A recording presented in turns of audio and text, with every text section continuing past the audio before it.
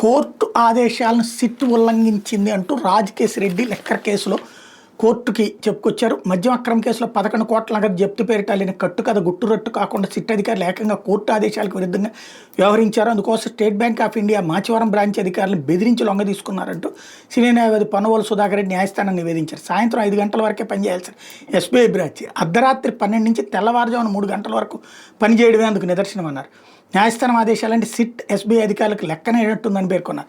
SIT అధికారులు జప్తు చేసిన 11 కోట్లతో తనకు సంబంధం లేదని ఈ కేసులో ఏవన్గా ఉన్న రాజకేశ్ రెడ్డి న్యాయమూర్తి వివరించారు. నగదు తనదైనా అంగీకరించాలని సిట్ అధికారులు తనపై ఒత్తిడి తెచ్చారని చెప్పారు.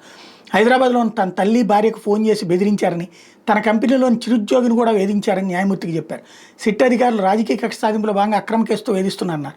పగటి వేళ మాత్రం బయట భోజనానికి అనుమతిస్తున్నారని ఎంపీ మిథున్ రెడ్డి న్యాయమూర్తి దృష్టికి తీసుకెళ్లారు.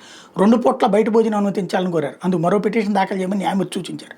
తనకు ఊపిరితిత్తుల సమస్య తీవ్రంగా ఉందని ఇటీవల పరీక్షించిన వైద్యులు వెల్లడించారని రిటైర్డ్ ఓఎస్డీ కృష్ణమోహన్ రెడ్డి న్యాయమూర్తి దృష్టికి తీసుకెళ్లారు. ఏ క్షణమైనా ఏదైనా జరగచ్చని వైద్యులు చెప్పారన్నారు. ఆరోగ్య విషయాన్ని పరిశీలిస్తానని న్యాయమూర్తి చెప్పారు.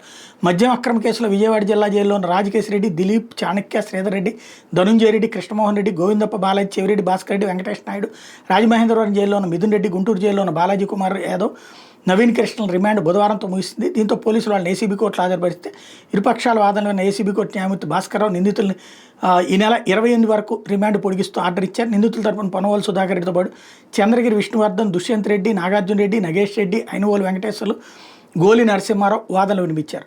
తన మద్యం అక్రమ కేసులో అన్యాయంగా ఇచ్చారని మరోవైపు చెవిరెడ్డి భాస్కర్ రెడ్డి భావోద్వేగానికి గురయ్యారు. కోర్టు ఆవరణలో ఆయన మీడియా ప్రతినిధులతో మాట్లాడారు. తాను ఏ తప్పు చేయకపోయిన శిక్ష అనిపిస్తున్నట్టు ఆపారు. ఎవరు తప్పించుకోలేరు, దేవుడు సుప్రీం, నేచర్ సుప్రీం అంటూ వ్యాఖ్యానించుకొచ్చారు.